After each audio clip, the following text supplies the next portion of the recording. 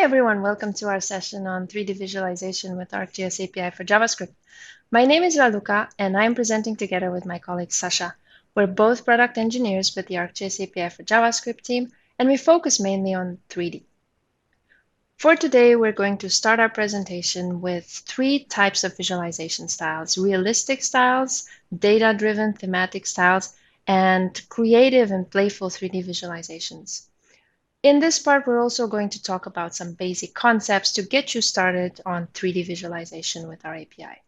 In a second part, we're going to be doing coding demos. So Sasha will code some city visualizations and he will show you how to visualize live flight data. And I will be showing you my latest campus map and how I created it.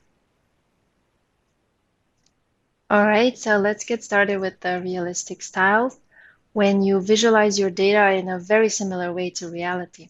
And there are several types of layers that allow you to do that in the API.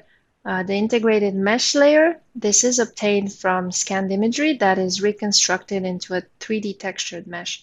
And everything that you see there, trees, buildings, cars, they are all part of this textured mesh. And they can't really be separated into individual features. So you can't select a specific tree or a building, and you also can't set attributes on each one of these individual objects because they are all part of this mesh. What you can do, though, is align other features relative to the mesh. So you could drape polygons, for example, to mark certain areas of interest, or you could have points of interest that you could display a line to the mesh and maybe annotate with some labels and mark like this the points of interest. And I think there is real power coming from this, having a very realistic visualization where people that are familiar to that area immediately know, find themselves in that landscape, and then you add additional information from other layers. A second type of layer is the point cloud layer. And this visualizes millions of points that are derived from scans from LiDAR devices. These points contain RGB information. So like this, you can create a visualization like the one you see on the image on the right. And besides RGB, though, they have also information about the height, set values, and they can also have information about the type of object that they belong to, so whether it's part of a building or vegetation or a street. And like this, you can also create thematic visualizations. You could, for example, derive the color of the point based on the height. A third type of layer is the 3D object scene layer, and this is used mostly for buildings, like buildings in a city. And these buildings could be textured. So like this, you can have entire cities that are visualized in a realistic way. The difference, though, to the integrated mesh is that 3D object scene layer has features. Each individual building is a feature, and they also have attributes. So you could also drive, for example, the color based on the attributes and obtain like this thematic visualizations. And finally, last type of layer is the building scene layer, which is quite similar to the 3D object scene layer, just that it's specific to BIM data. It has a lot of detailed information about buildings, and you can obtain this type of layer from Revit files. You can import them in Pro and publish them as building scene layers and visualize them with the API. Now, how do we create such realistic styles in code? Well, because the textures or the vertex colors are embedded in the data, there's really not much that you need to do except to create the layer and then load it on the map. And Sasha will show you some examples for integrated mesh layer in the hands-on coding demo afterwards. So let's talk about thematic styles. They are also called data-driven styles because you use the attributes on each feature to drive the color or the size or the opacity on that symbol. And this will help your users get more information from the visualization. How do you create such a style in our API? Well, your geodata is stored in a layer, and this layer can have a renderer that will assign a symbol to each of the features. In 3D, we also have we can have multiple symbol layers on a symbol. Probably you will only use one symbol layer, but there are also use cases for multiple symbol layers where they can make your life a bit easier. So in the code snippet on the right, there is a feature layer that we define, and it has a simple renderer assigned to it. A simple renderer will always assign the same symbol to all the features. And this symbol in our case here, it's a point symbol with an icon symbol 3D layer. So basically, we will just set this icon that is stored in the icon PNG on each feature. Let's look a bit more in detail at symbols in 3D. So they are defined by the geometry of your feature. You can have point symbols, line symbols, and polygon symbols. For each one of them, there is a flat version of that symbol. So for point, you could have icons, but there's also a volumetric one. For the points, we call that an object symbol 3D layer. The difference between these two is that flat symbols will always be in screen space. The sizes will be defined by screen size units like points or pixels. And these symbols are not influenced by lighting. They don't cast shadows. As opposed to the volumetric ones, which are in real world space. So when you set a cube as a symbol on a point, you will define its size in meters or in feet, in real world units. And these graphics are in real world space, so they do get affected by the lighting in the scene, and they do cast shadows. And I want to show you this in this example over here in the API. I have multiple points, and each one of them is symbolized. So here we have a screen space symbol, this red square over here, and next to it we have its 3D version, so to say, an object symbol layer, which in this case is a cube. And there are different levels of abstraction. Here we have a pinpoint, and here we have a 3D pinpoint, and then also a plane icon and an actual 3D model of a plane. And what I was saying is that the 3D ones, if you all look at them, they are affected by the lighting. This face of the cube is lighter than this one because it's the sun is casting light directly on it. If I start changing the time of the day, you will see how also the color of the faces changes. But when you look at the screen size ones, they always stay the same, and they also don't cast any shadow. Also, when I zoom in and out, you notice the screen size ones, they have a constant size. So this would be, I don't know, 15 pixels. And the real world size ones, they actually have their sizes in meters in this case. And as I zoom out, they become smaller. And as I zoom in, they become bigger. So for point, line, and polygon, these would be the types of symbols that you can set. Now in 3D, we also have 3D geometry. So for that, we would apply a mesh symbol with the fill symbol 3D layer that allows you to change the color and to set edges on that object. And these symbols are used then by different renderers. So what can you do with renderers? They specify, they tell the layer how to render each feature based on some attributes. So the simple renderer doesn't use attributes at all. It just sets the same symbol on all features.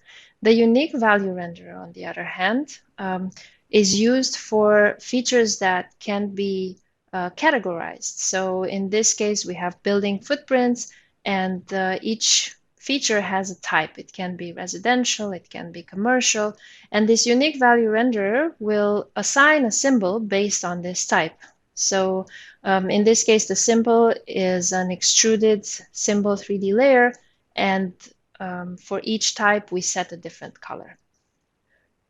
A third type of renderer is the class breaks renderer that is applied to numerical attributes. In this case, we also have building footprints in the image on the right, and I want to classify them based on a period that the period that they were built in. So they probably have a construction year attribute, and the class breaks renderer will look at this attribute and say, oh, this belongs to this class before 1850. So I'm going to assign an extruded symbol 3D layer with the color brown. Now, what do we do when we actually don't want to split these features into classes? We don't want to visualize them based on a class that they belong to, but we want to actually reflect in that color the exact attribute value. And you can see this difference here in these two images. So on the left, we have the class breaks renderer that has clearly defined classes, and each feature belongs to one class and one class only. And on the right, we have this smooth transition between the different values and implicitly the different colors, where each building has a color that is interpolated and expresses the exact value of that building.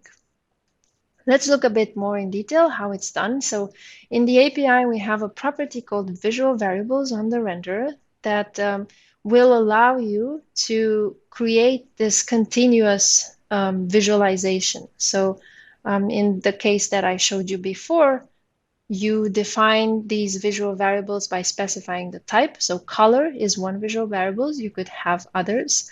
And you set the field that you want to be used to drive the color. And then you set different stops. So what these stops mean is for buildings that have value of 1, which means less than 1 minute away from a public transport station, apply this color, this dark bluish color. For buildings that have a value of 5 minutes, apply this other color. For everything in between, interpolate between these two other colors. And as I was saying, color is not the only visual variable. You can use a field or an arcade expression, actually, to drive the size of a symbol, the opacity, or the rotation. What you can also do is use multiple visual variables and create multivariate visualization. So an example here on the left shows population density, and we don't only use a color visual variable, but we also use the size to drive the extrusion of the polygon based on this population density. Another example in 3D that is very common is when you have real-world objects. So in this example, it's a tent, but Sasha will show you an example with airplanes. You want to drive the size and the rotation based on the real-world values. So the way you do this is setting size and rotation visual variables. You have to have a field where this value can be taken from. So in our case, for this data set, the field is called size as well. And what the visual variable will do is for each feature, it will use the size that is mentioned in that field. In 3D, for the size, we have multiple axes, so you can drive the height or the depth or the width of an object based on that field. And then you also have the rotation. So how is the object oriented in the XY plane? So this basically tells you the heading where north is always 0, and then it goes all the way to 360. Let's talk now about creative and playful visualizations. I think you can use this style for marketing purposes or for touristic maps, or maybe building a game for children that want to learn about geography. The first style that I want to talk about is this low poly terrain. I've used it for several maps. So for example, here on the left, it's a low poly terrain of Switzerland. Then on the right, it's a world map using this low poly style. And together with my colleague, Arno Fiva, we built a low poly map of the Mammoth Ski Resort in California. How can you create such a low poly terrain? We used for this client-side 3D geometry that we call mesh geometry. And I don't want to go too much into detail, but I think it's very powerful because you can build like this 3D objects in JavaScript using our API, and it offers a lot of flexibility. So I'm just going to scratch the surface and show you, for example, how you can build this pyramid that you see here on the right. The first thing that you need to do is to know what your vertices will be. And for that, you pass the coordinates and the set values into this flat array of vertex positions.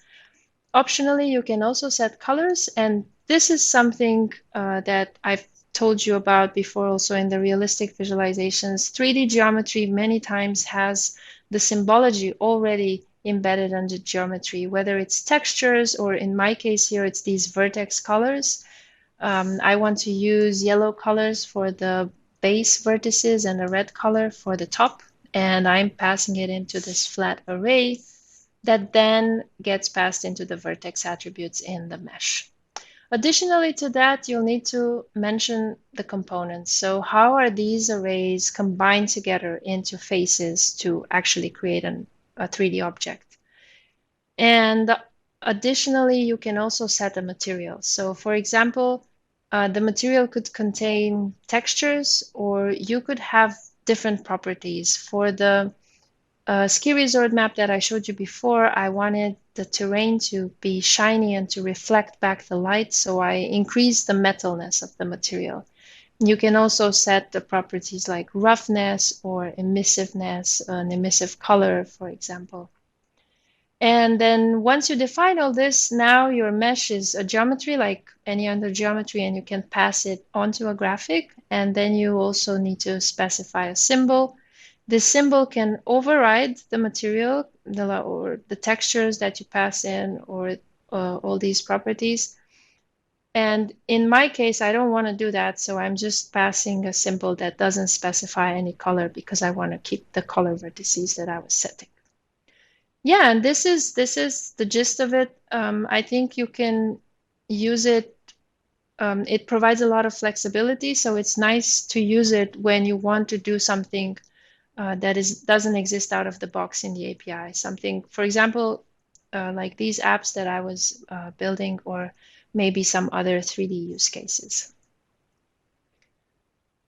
Second type of style is, again, a playful one, but here I want to show you how I combined a realistic symbol, the water symbol, with a very generalized and exaggerated style like the contour lines and these huge palm trees that I've added here on the left.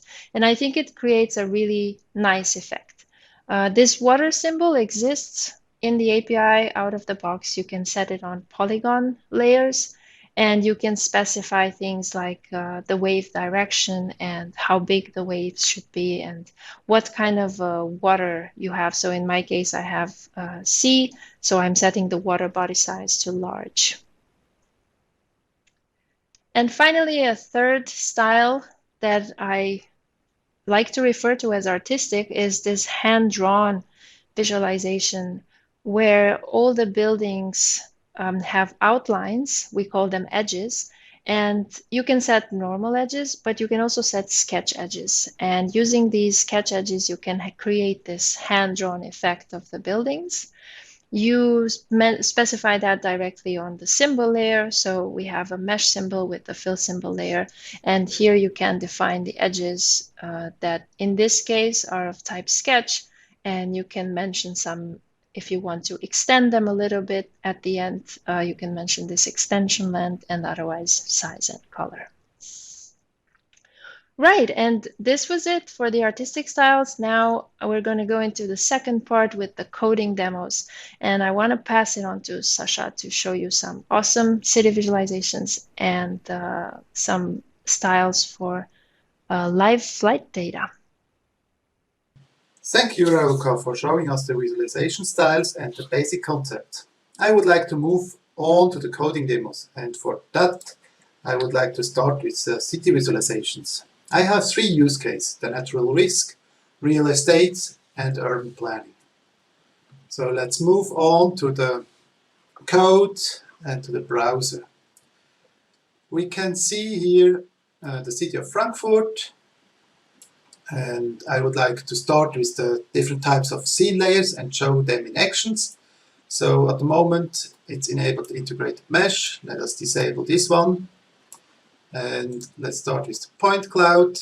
So we can easily visualize the point cloud, millions of points.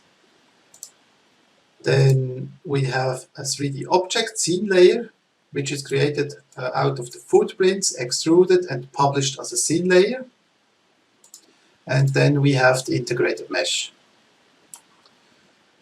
For the technical details, the specification Esri is on GitHub, reachable, and there we can see we have 3D objects, integrated mesh. There is another one, it's point scene layers, and then the point cloud, and then there is also another one for buildings, the building scene layers. The source of the data can be acquired from different vendors or created by yourself, and then can be published by ArcGIS Pro to ArcGIS Online, or there are also options to create the scene layers in ArcGIS Online and publish there. So let's get back to this natural risk example we have here. So to set up this application, we have I need to switch to this code. That's for the natural risk. So we have here set up the web scene. In this web scene, all these layers are pre-configured. The camera position when the web scene is loaded is pre-configured, and this web scene can be created with in the scene viewer of ArcGIS Online. And so these configurations are all cooked in this web scene. Then we load this web scene in the scene view, and at the start we disable the water reflection and set up this layer list widget and put it on the top right of the application, and set up another configuration tab for enabling the water reflection. Let us visualize the natural risk of flooding Frankfurt. This is a polygon with the rendering water enabled, and this data got created with an ArcGIS solution where you can create this data in ArcGIS Pro and publish it to the web, and to have it easily accessible for the citizen. And now with 4.16 we introduced another feature which makes the city visualization even more realistic. We can enable it here, and so we see that with this nice water reflection the visualization is even more realistic. To visualize the information which building gets impacted by the flooding, we can create these polygons, and these polygons are draped on the ground, and as soon as we enable the integrated mesh, they are draped on the integrated mesh. So with that we have a really nice visualization and can highlight the buildings which are affected by the flood. Let's move on to the next example. For that, I already enabled the integrated mesh in this city. It's Tel Aviv, and I would like to show here an example with the real estate. We have here a really nice realistic view to the city, but I would like to highlight the flats in the city, and for that I enable a 3D objects scene layer and overlay it with the integrated mesh. And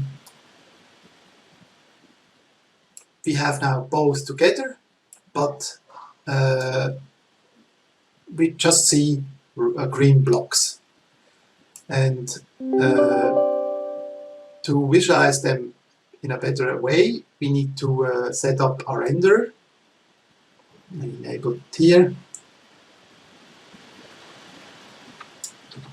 Reload, and then we can see the different flats. And for that, I use the attribute status, which is included in this data, and visualized the different types. So the unlisted is blue, the available is green. So we see here the green ones are available, and the pending R ones are violet. It's behind here. We have some violet flat, and then the foreclosure are in red. To even see it more better with the realistic scene, we can add some opacity. And then we have a real nice example how you can visualize the real estates in a city. And then there is this pop-up where you can click on it and get some more information with the floor plan and yeah. Let's switch to the last use case for city visualization. For that, I would like to show you urban planning. We have here the existing buildings and existing trees in Melbourne.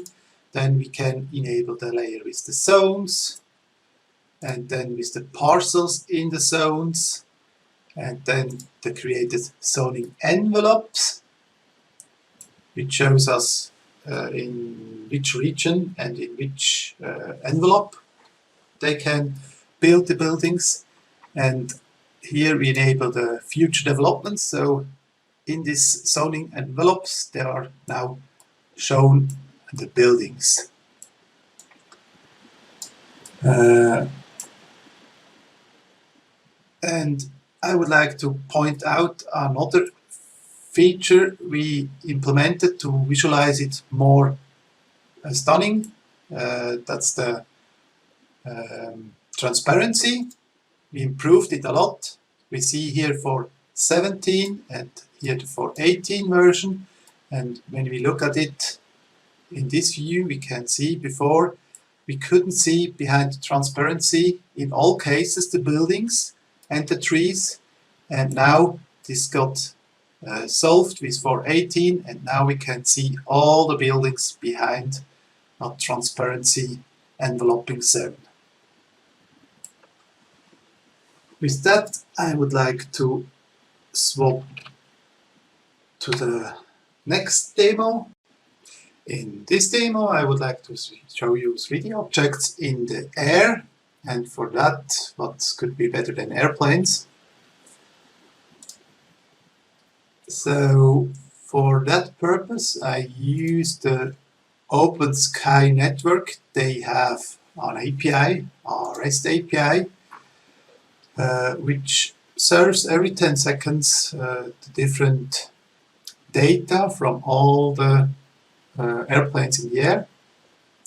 So we can request them by an extent and get the information like the call sign, the longitude, latitude and altitude. And so with these 3 parameters we can visualize a plane in the 3D space. Then we get other information like the speed, velocity, vertical rate, and also the direction with the true track.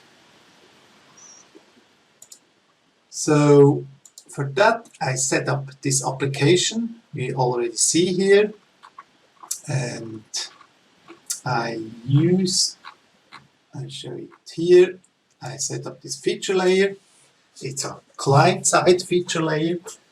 So we create this feature layer client-side and add data from the REST API. Another option would be for real-time data that you can use as stream service or set up a stream service with a stream layer and include it this way directly.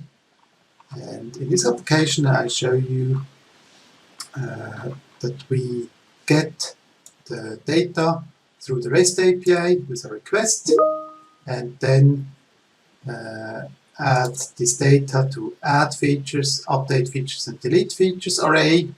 and then add this data with apply edit to the feature layer itself, and then we are able to show this data in a map or in the web scene, in a scene.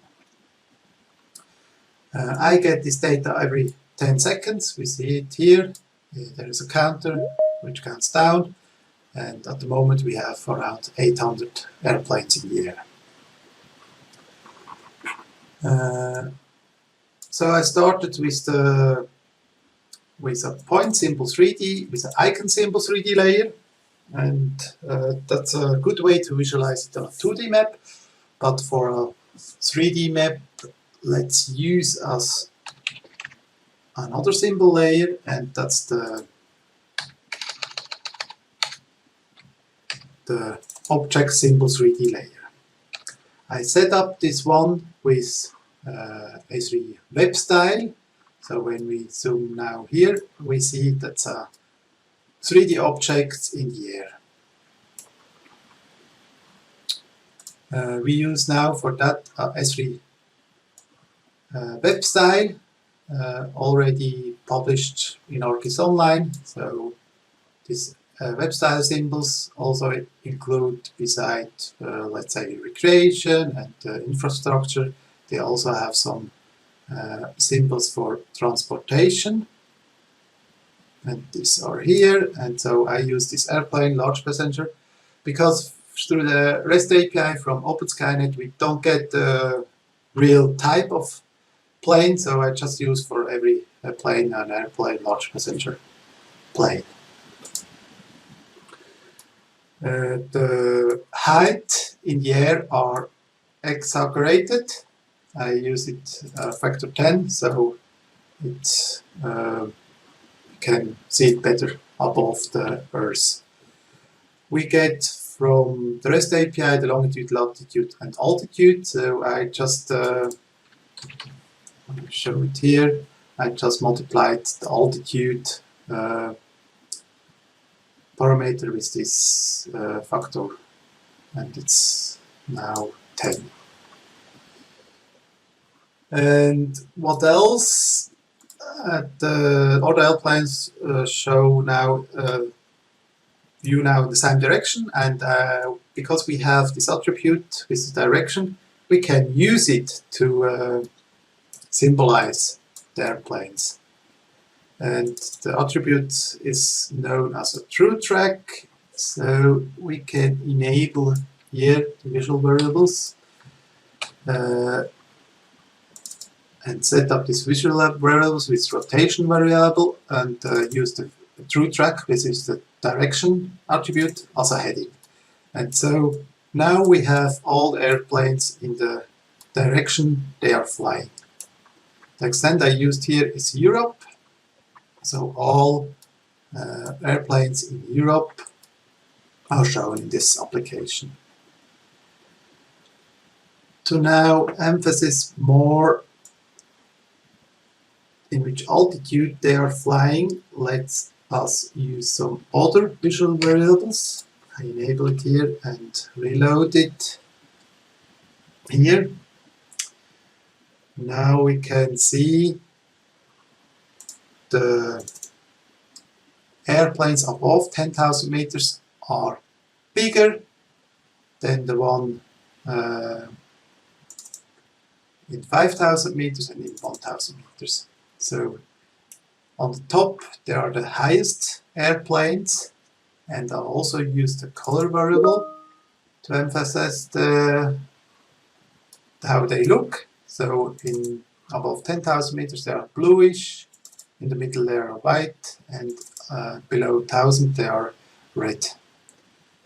So with that we can really get the feeling in which altitude the airplanes are flying. Then we can also use another attribute to emphasize the vertical speed, and we can use the axis tilt. And when we reload it now, You also see the airplanes tilting when they are flying down. They're tilting down, and when they rise at elevation, they look above. So we can see now this airplane here is going down by 12 meters per second, and this airplane is going up by 18 meters per second.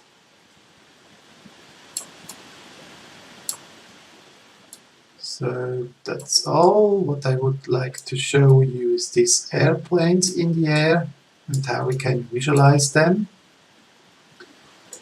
We see, yeah. And now I would like to show you that we also can visualize them. Let's landing, and that's a code pen created with another framework, animated JS. So we also can animate 3D objects in a web scene. And so with that, I would like to hand over back to Raluca to show more demos going.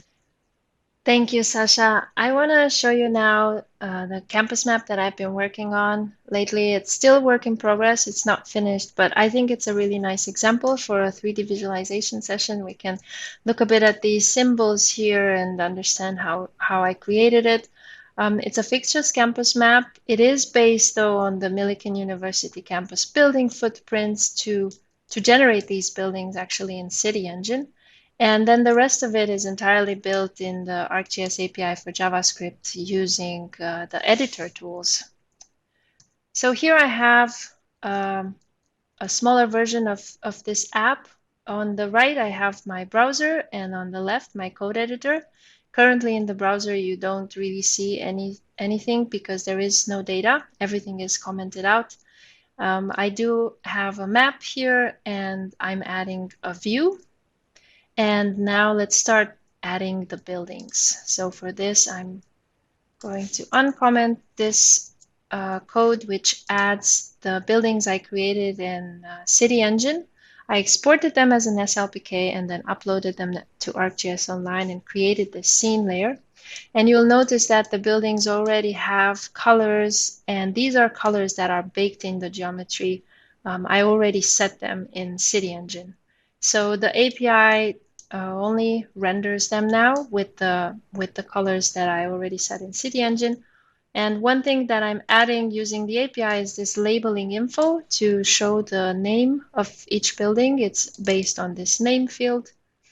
And you might notice these lines here. I really like to add these callouts, we call them, in 3D because when you navigate around, sometimes it's hard to see, like the label might be floating in the air and it's hard to see where it belongs. So I add callouts using these lines of code over here. I'm basically specifying a vertical offset and then line properties like size and color for the callout.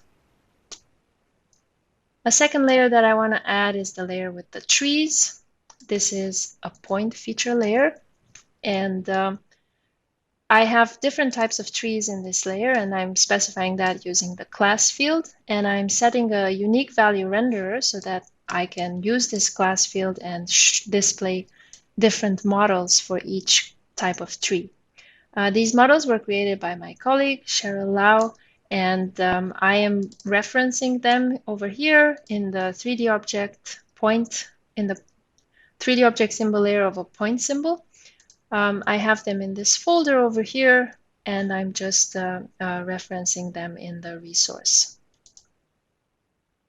I added these trees actually using the editor widget. So for example, I could edit them right now. If I want, I can select the feature, and then I can use these interactive handles to make it bigger or to rotate it. And you'll notice that these fields here, when I rotate, the rotation field changes automatically. And once I hit update, this will write the rotation field, will write the value in the rotation field on the service. I am also using visual variables to be able to render them like this. So the size is picked up from the height field and the rotation from the rotation field. This is what I was explaining to you in the beginning many times in 3D with these 3D objects. These visual variables come in very handy. The next layer that we're going to add is this areas layer for the parks and the parking lots. And again, it's a unique value render here based on the class field. So if my feature has a park value in the class field, then I'm going to assign a polygon symbol with an extrusion symbol layer. And I like to do this because I think it increases this 3D effect if I have a bit polygons that are a bit extruded. And I did this for the park, and I also did this for the parking. This size over here, for example, is 0.2 meters height for the parking. And here you notice again the water symbol layer. I've used this for this little lake over here at the park. Similar to the example I showed you before in the Malta Control Lines app. And finally, a third layer that I want to add is this roads layer. And this will add the streets that you saw. And here it's a use case where I'm using two symbol layers. So I have two path symbol layers on one line, and you will notice it over here.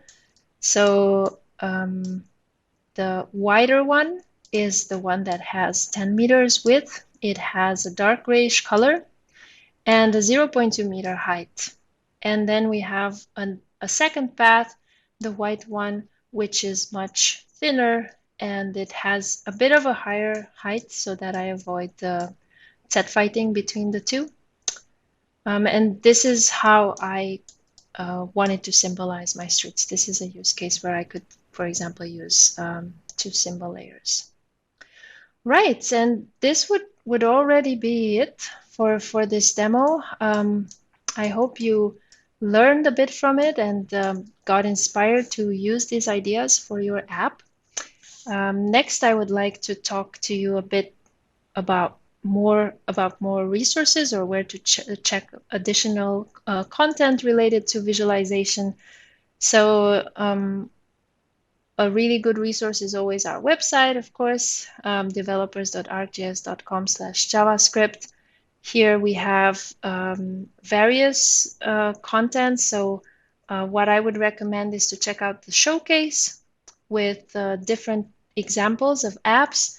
Each one of these apps will have a GitHub repository that you can go and look into detail in the code, and we'll also have some explanations about the visualization and the features that the app uses. Another good place to go to on our website is the data visualization section, where we try to put up some guide topics that we thought would be useful for you related to visualization. And then last but not least, do check out our blog posts. We try to write about this every time we have examples, and some of my examples that you saw today, we have detailed blog posts about how we created them. All right, and with this, I'd like to wrap it up. I'm looking forward to your questions. Please don't forget to provide your feedback for this session so that we can improve in the next years. And yeah, thank you so much. Hi, everyone. Thanks so much for all your questions and for joining us. So I'm here with Sasha today, and we're going to answer a few of your questions. We might not get to all of them. So if you haven't left your email, I see some of them are anonymous, then feel free to join us at the booth at this Ask Our Experts. If you scroll down in the chat to web development, Sasha and I will be there to answer your questions more in detail. So let's take a few of the questions. First one, are 3D features always rendered client-side? Sasha, will you take this one? Yes, thank you, Raluca. Hello from my side, and I would like to answer this. Yes, everything is rendered client-side. So we don't have technology that's rendering server-side. So it's fetched to the client and rendered in the client browser. All right, thank you. Another question is, if you don't have City Engine, is there a good workflow description of importing OBJ 3D file and then rendering it in ArcGIS Pro and then using the JS API? I would like to hear or see somewhere about the workflow steps. Thank you. So there are multiple ways you can do this. So in the API, we support something that is called web styles. And if you have your OBJ file, then you can load it in Pro, publish it as a web style, and then use it in the API, but then you will use it as a symbol for a point. So like these web styles are symbols. I'm going to be putting a bunch of links to your question here on how exactly to do this, blog post and a link to the web styles. Then there would be another way without involving ArcGIS Pro. So if you have your OBJ file, you could export it to GLTF format. And you can do this in like Maya or Blender or any 3D software.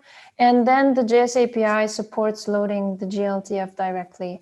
And this workflow works nicely if your GLTF is not too big. So if you have hundreds of megabytes, then this might not work. Another workflow, I think, would also be to convert it in ArcGIS Pro to a scene layer.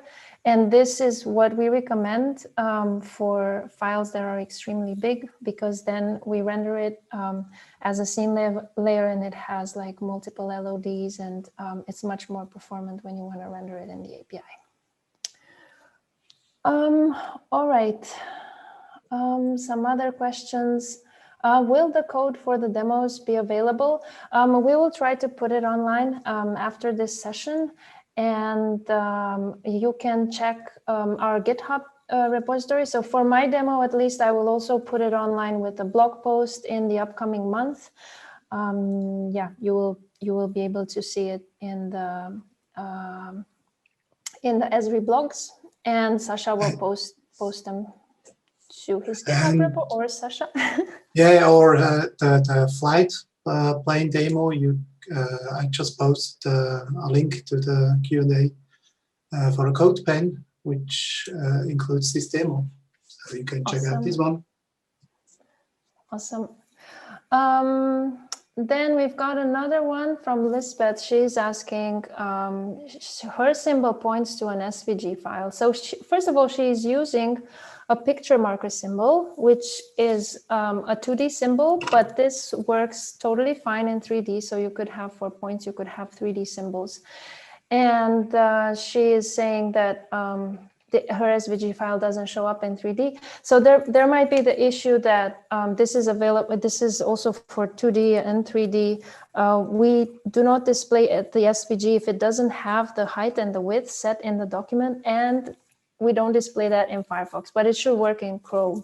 Otherwise, as long as you have this picture marker symbol with an SVG source, like pointing the URL to an SVG document, should work totally fine. I posted an example in your reply on how this works. Just let us know afterwards at the booth if you still run into issues. All right, another question is it possible to have a 3D polygon above the ground? I have 3D polygon triangles from a tin above ground, and I would like to stream them and show them as transparent surface above ground. Yes, this is possible, and depending on how many polygons you have, there are different workflows. So if you have a few polygons, then you might even be able to show it with 3D polygons. So basically, it's just like a 2D polygon, but it has set values on each vertex. And if you set the layer to absolute height, so the elevation mode is absolute height, then we will respect that set value that you have set there, and we will display the polygons. Another way that you could visualize such a mesh or like a tin would be using the mesh API that I talked about in my presentation. So basically, you get these polygons and then you generate client-side the mesh API. This would be also something with the Mesh API, you would generate a mesh geometry, and then you can set transparency and colors and everything on the symbol. This would also be something where I would say it's not going to work very well. Generating this mesh, at least, is not going to work very well for hundreds, thousands of polygons. So if you have a bigger data set, then what I would recommend is to use ArcGIS Pro to convert this tin to a multipatch. And then this multipatch, you can then generate a scene layer package out of it, and then you can publish a scene layer service. So basically, we go back to the scene layer service. In case you have a lot of data, that is the best one for performance, to have a good performance. Let's see what other questions we got. How does the spatial reference come into play in 3D?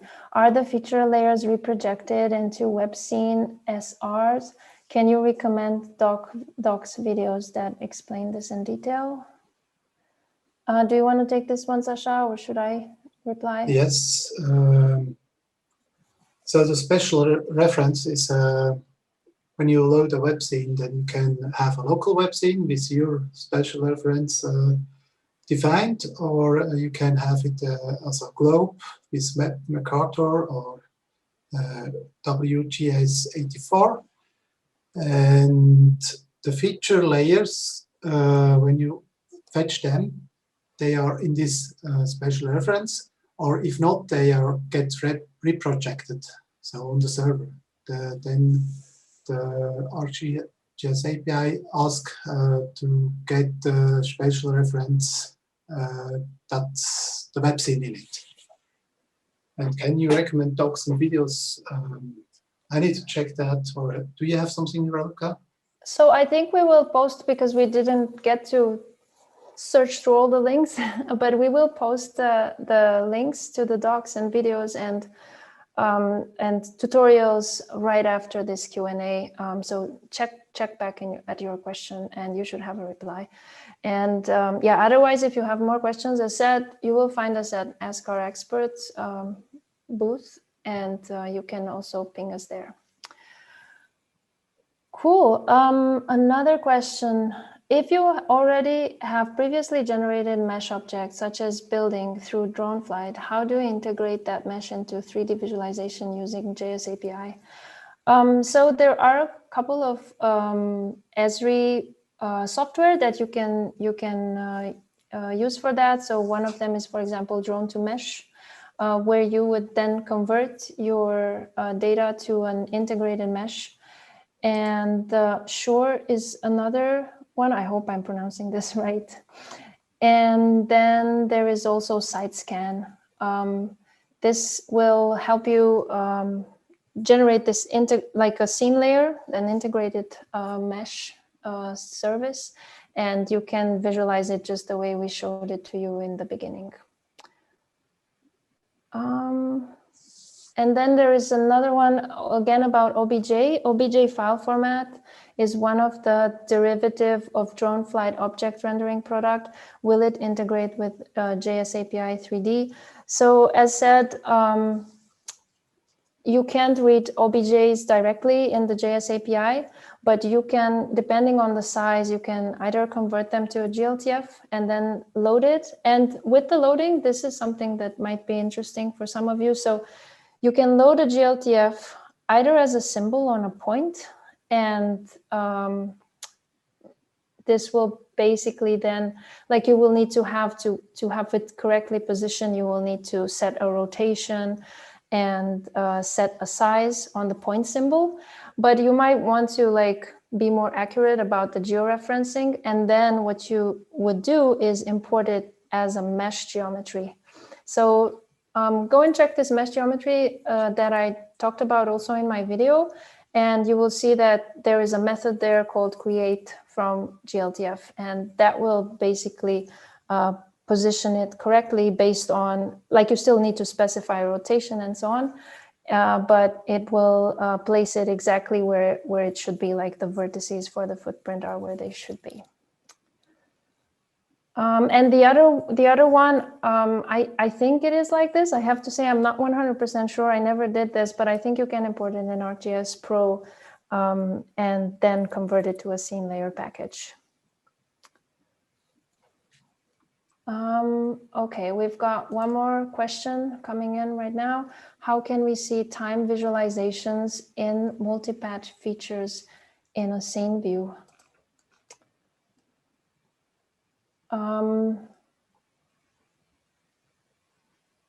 So I'm not super sure what it means, but so if you have like multi-patch features, we don't display them directly in the scene view, but we do show like what you would do is in Pro, you would create a scene layer package out of them and publish them as a scene layer. And then if your scene layer has attributes that refer to a time, they cannot be saved as a date format, in a date format, but you could specify the time, and then what you can do is parse it with Arcade, and you can use it like this with the time slider. So basically, you create an event listener on the time slider, and then you filter on the scene layer only those features that respect this time, how to say, time span, time period. I have an example on how I did this. I hope I understood the question correctly, and I will post it in there. And otherwise, yeah, if you have more questions, as said, come and ping us at the booth. All right, did I miss anything, Sasha? No, I think we are through. I think this was it, right? All right. Well, thanks everyone for joining, and hope to see you at the booth later on. Thank you too. See you there. Bye-bye. Bye-bye.